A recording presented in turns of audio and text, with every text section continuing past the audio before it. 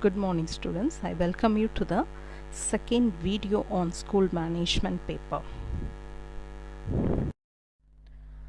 In the last video we have learnt about the headmaster and who acts as a school manager.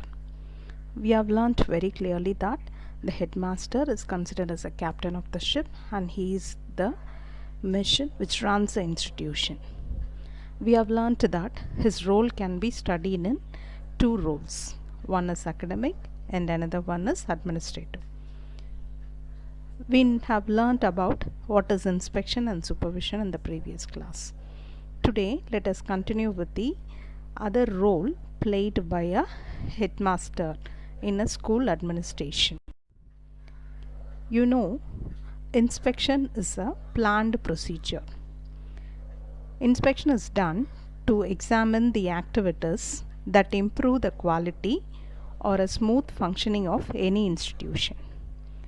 Inspection is a bureaucratic model where a higher authority inspects the activities of the persons who are involved in the school organization. Usually inspection is done to assess the strength and the weakness of the institution.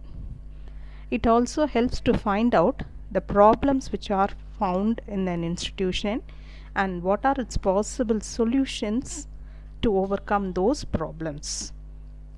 Thus, inspection is made in a more supervised manner. When compared with supervision, inspection is said to be it is of a strict disciplinarian procedure which is followed by the higher authorities. Aims of inspection: to evaluate the work of the educational institution, to offer suggestions to adopt modern techniques of teaching. You know, the HM can inspect the classroom teaching of the other school teachers and he can tell them what are the modern techniques they can use in their teaching. And it is also used to train the teachers in the use of various kinds of instructional materials, which are nothing but the different kinds of teaching aids which are utilized by them. And he can also help the institution to organize seminar, conferences, exhibitions, sports and other academic enrichment programs to enhance the functioning of a school. Inspection is done to provide a professional leadership both to the students and also to the teachers in an educational setup. Inspection is done to set up goals for the educational institution. We need either a short term or a long term goal which is to be achieved by the school in the upcoming years together. Scope of inspection. Inspection is usually done to find out the quality of the instructional work and to find out whether the curriculum is given in the right way or not. An inspection is done regarding the attendance of the teachers and the students. You know, we have to maintain separate records, registers and maintain them in a proper way. This should be done by the headmaster. The headmaster can inspect the school physical and the social environment so that the school environment is very neat, clean and it is always a suitable environment to learn. He can also offer suggestions to help in the improvement of the school activities. It may be either a curricular or a co-curricular activities. He can plan along with the staff members, the higher officials in the school, and he can implement all those activities through his actions. There are 4 types of supervision and inspection. The first one is called as a clinical type.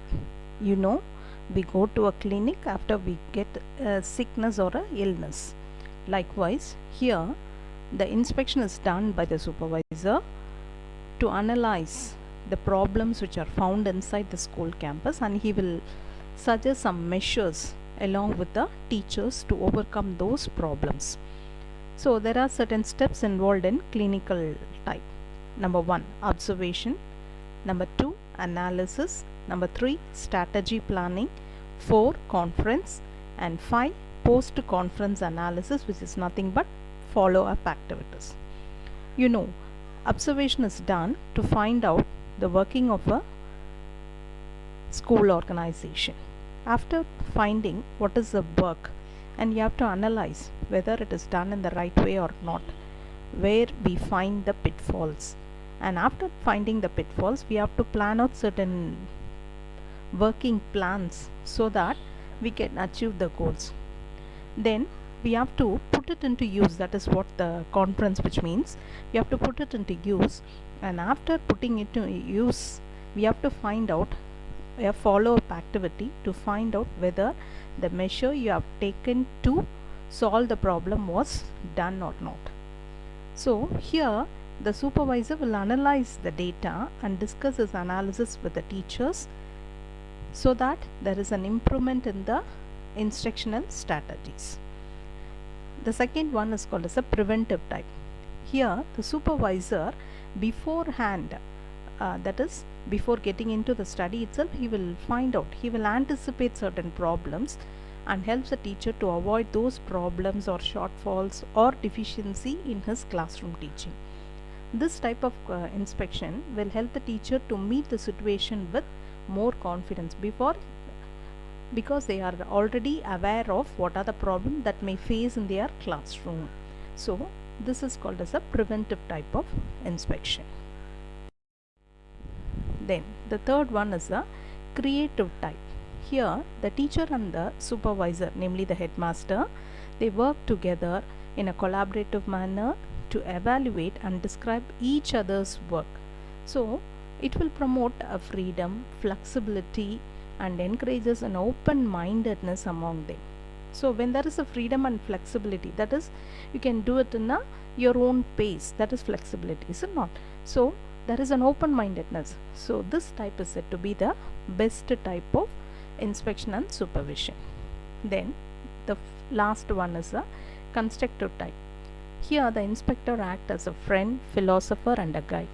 The teacher is free to experiment with his ideas, carry out action research.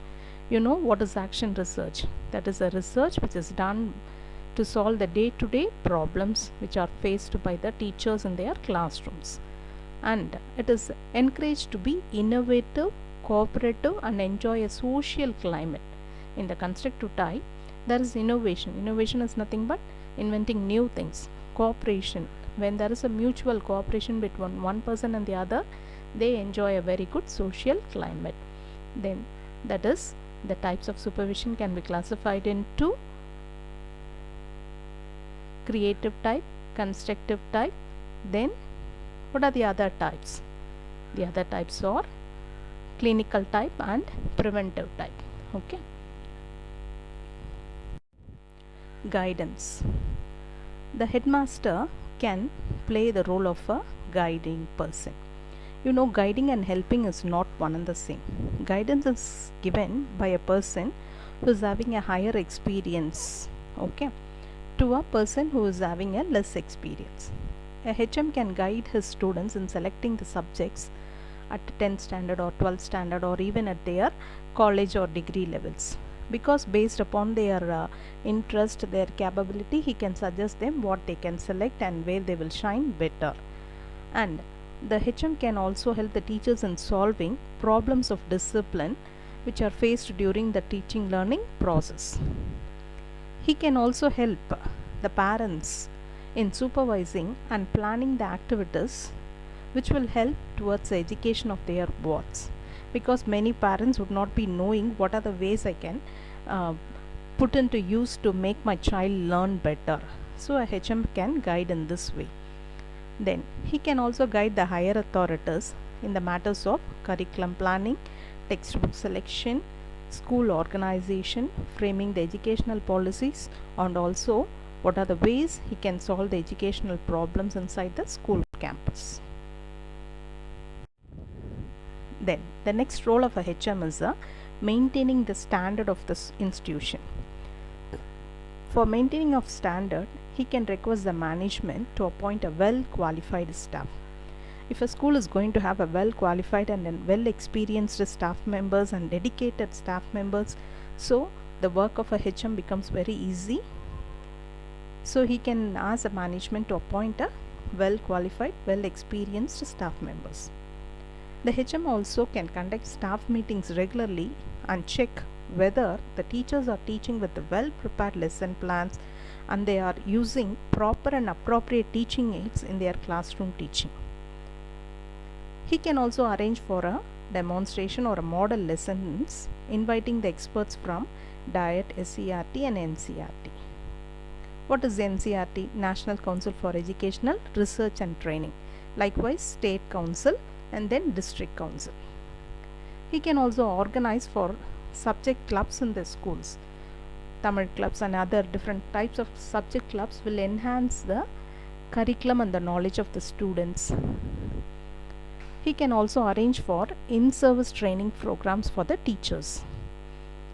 The HM can also make arrangements to conduct unit tests, monthly tests, terminal examination and record the achievement of the students in their progress report, which could be sent to the parents so that they will know the ability and the level of improvement and the studies of their wards. At the end of each examination, he can conduct staff meeting to analyze what is the reason why some students have failed, so that he can plan for some remedial classes or special classes so that before the next test is conducted, the students are improved in their studies. He can also arrange for better computers, television programs and modern technological tools which will be useful in effective classroom teaching.